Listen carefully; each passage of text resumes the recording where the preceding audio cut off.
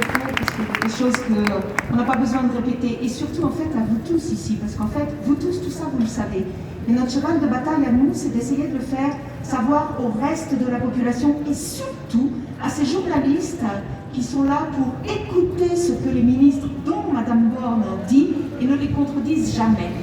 Soit parce qu'ils ne veulent pas, soit parce qu'ils ne peuvent pas selon les médias auxquels ils appartiennent, soit parce que tout simplement ils ne savent pas répondre. Donc je pense que c'est de notre devoir à nous d'essayer de faire savoir à notre famille, à nos voisins, à nos proches, etc. comment ça se passe.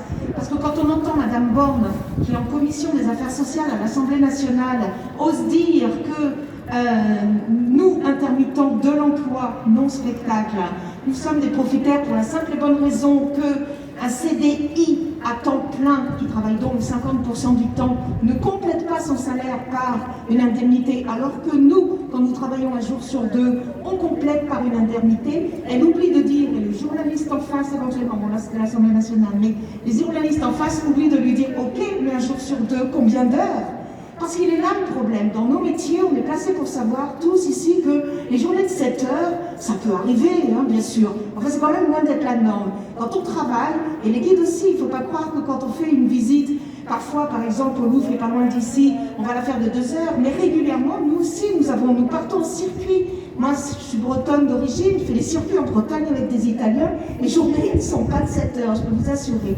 Donc, quand nous faisons 10 jours à 12 heures, voilà, par rapport à quelqu'un qui est à mi-temps, il est où le problème? Où est l'inéquité? Vous voyez, tout ça on doit le dire parce que nous on le sait ici, mais d'autres ne le savent pas. Et pour finir, parce qu'on m'a demandé de faire très court, c'était pas prévu, mais j'ai découvert en arrivant ici que j'ai une collègue guide qui est là-haut.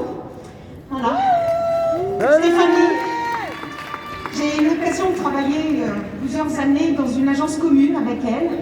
Stéphanie, depuis le mois de juillet, n'a donc plus de droits. Juillet, on est en mars. Hein. Elle est au RSA. Par conséquent, je reconnais que je ne sais pas exactement son âge, je vais dire une quarantaine d'années, j'espère que je ne vais pas me faire flinguer quand elle va descendre.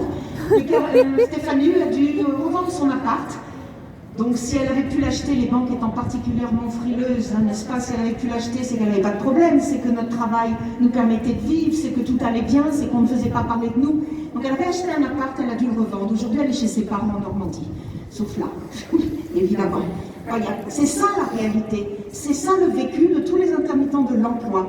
Et c'est l'occasion pour finir de remercier véritablement tous les intermittents du spectacle qui nous permettent de prendre la parole ici, qui nous permettent d'intégrer les théâtres occupés. On essaye à toute force de chercher du monde pour compléter les équipes là-haut parce qu'on sait que c'est pas facile et qu'il faut relayer. Et donc, merci aux intermittents du spectacle, mais sachez qu'on est vraiment tous dans la même galère.